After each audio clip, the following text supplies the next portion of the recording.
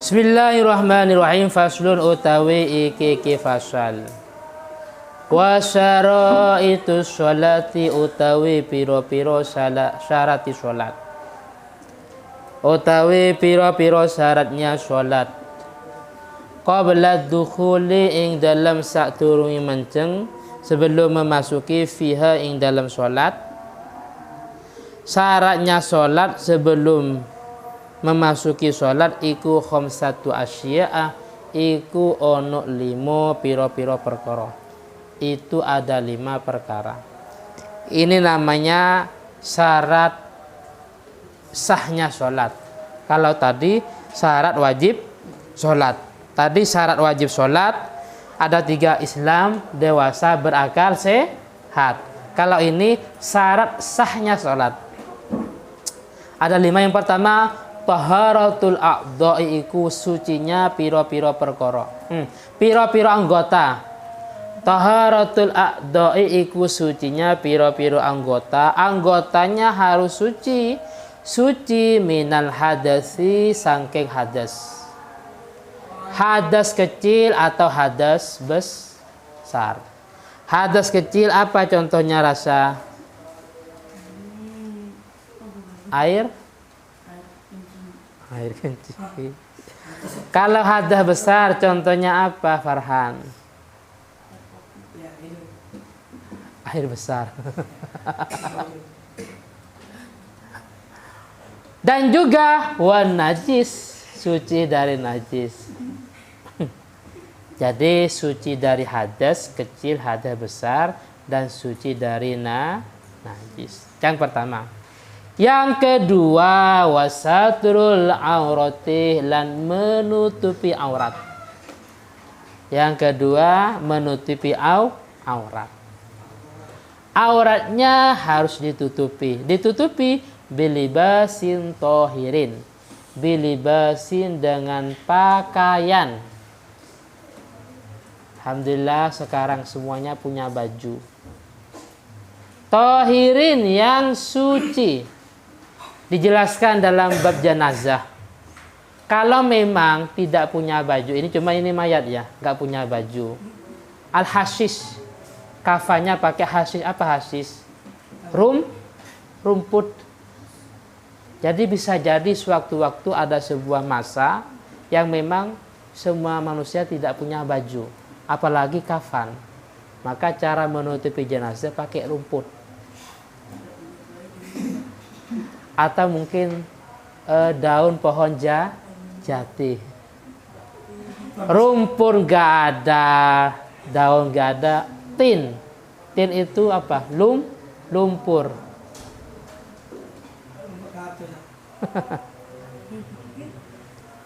Wis. Jadi dalam masalah ini juga harus ditutupi bilibasin tohir, dengan pakaian yang suci.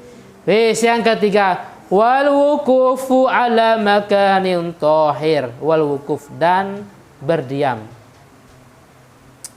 Ala makanin, atas tempat tohirin yang suci. Sajadahnya harus suci. Tempat sholatnya harus suci. Sekarang sajadahnya suci, tapi melurusi dengan kotoran yang di depan. Wah, di depan ada kotoran. Entah kotoran kucing atau kotoran manusia. Lurus pas depannya. Sholatnya sah tapi makruh. Makruh. Namanya muhadzah.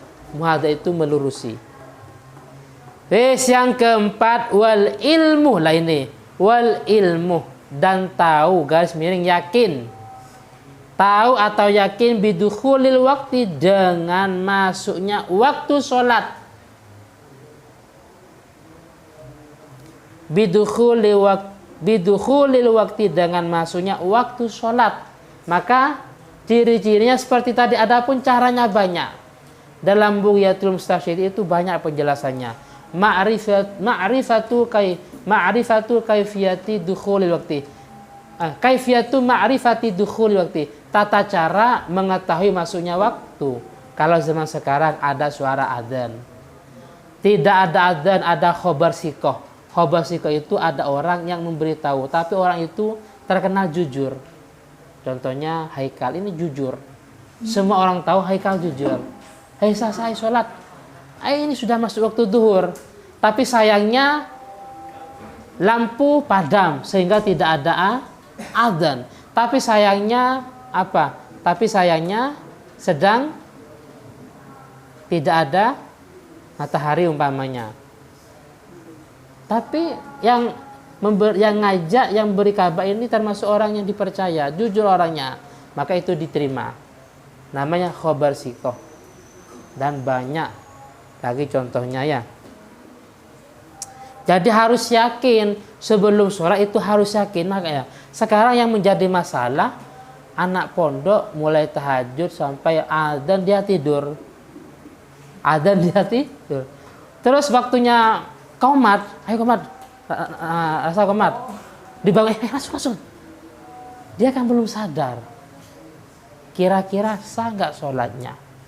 Karena dia belum sadar. Kemarin teman Facebook itu ngupload, anak pondok ini kejadiannya. Dia mulai sholat subuh, yang lain sudah wiritan. Dia masih berdiri. Entah ini apa di model saya nggak paham, tapi dia posisinya masih ngatik, yang lain sudah sholat bahkan sudah baca wiridan, cuman satu ini masih berdiri nggak mari masih rakaat pertama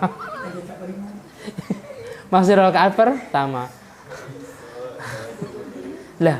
Ini juga menjadi masalah ya. Waktu adzan dia tidur. Bahkan temannya sholat qobliyah dia masih tidur.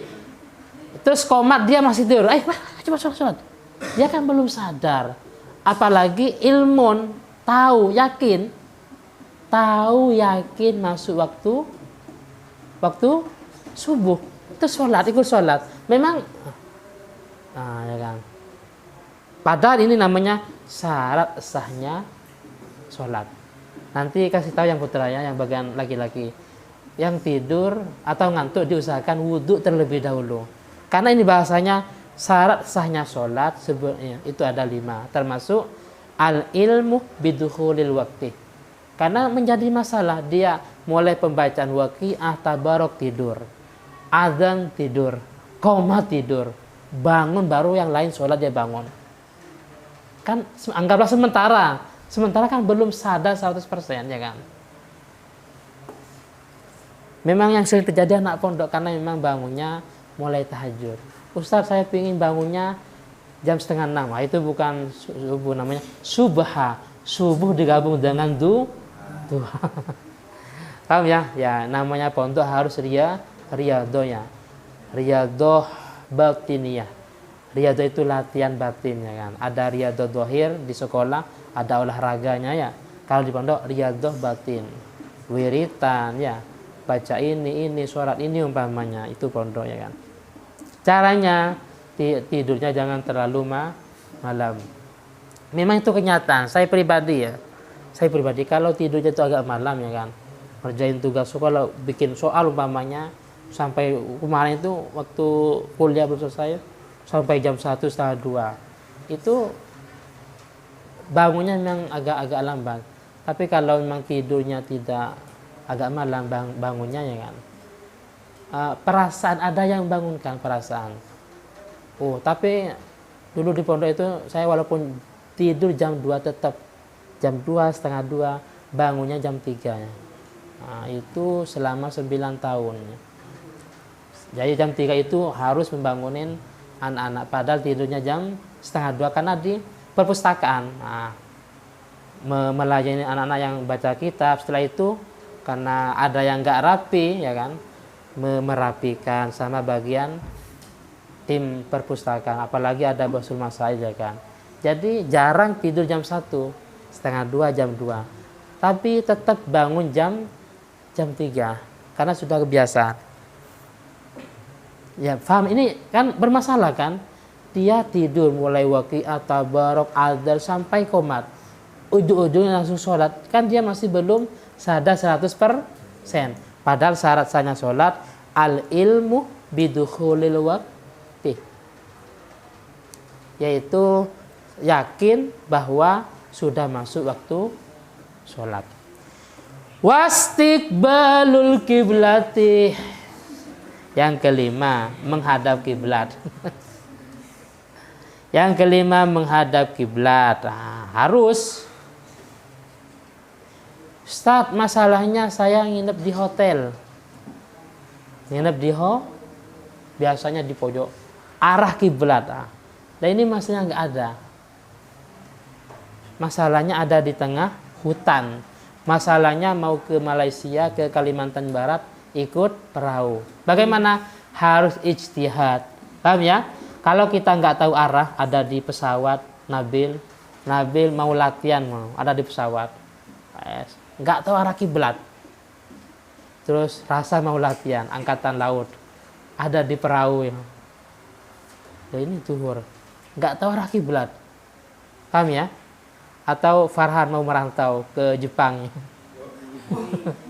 Haikal mau belajar di Inggris di pesawat. Bagaimana? Kita nggak tahu arah. HP nggak bisa aktif, kan nggak boleh aktif ya. Namanya ijtihad. Ijtihad itu kita punya penilaian lebih. Wis, saya menurut hemat saya arah kiblat sebelah sana. Walaupun salah, tetap sah. Yang penting ijtihad. Dengan praduga kita, hemat saya arah kiblat sebelah sana. Paham ya? Sebagaimana ada dua ember. Tadi ada kucing membawa najis, terus langsung loncat di atas ember, tapi nggak kelihatan waktu loncatnya. Ini ember yang mana? Ini apa ini? Padahal saya mau wudhu. Tak kelihatan. Otomatis satu ada yang terkena najis ya kan? Yang mana menurut saya ini yang suci, ini yang terkena najis umpamanya. Walaupun kenyataannya ini yang najis, nggak apa-apa, karena kita sudah punya don itu praduga kuat. Ini yang suci. Sebelah sana yang kiblat. Paham ya? Makanya al-ibrah fil ibadah bima fi donil mukallaf. Ibadah itu harus ada don mukallaf. Praduganya orang mukallaf. Sama dengan sahur. Ketika sahur ini masih jam 3. Ini masih belum subuh. Walaupun kenyataannya sudah subuh, nggak apa-apa. Kenapa? Karena kita sudah mengira itu masih malam. Paham ya? Ada donil mukallaf. Jadi situ panjang nanti lah, tapi waya juzu dan lan wenang atau boleh-boleh saja tarkul kiblah. Opo meninggalkan kiblat, tidak menghadap kiblat. Boleh tidak menghadap kiblat. Fi halataini, di dalam dua tingkah. Yang pertama, fi syiddatil khaufi, ing dalam perang. Perang pun harus sholat. Caranya nanti di belakang rasa. Kalau musuh ada di barat bagaimana posisinya? Yang penting harus sholat dan boleh tidak menghadap kiblat. Wong musuhnya ada di sebelah utara selatan, masa mau menghadap kiblat? Boleh menghadap ke utara atau selatan. Tata cara yang lengkap nanti di belakang. Yang kedua, wafin nafilah ing dalam sholat sunnah. Sholat sunnah fis safari, dalam bepergian, ala rohilati, di atas kendaraan. Gak apa-apa sholat sunnah tidak menghadap kiblat. Ada di pesawat, ada di kereta ya, ada di kapal umpamanya. Ini rohilah kalau zaman dulu unta, kendaraan atau kuda. Sekarang kendaraan yang motor, mobil, pesawat, kereta ya, kapal dan sejenisnya. Paham ya?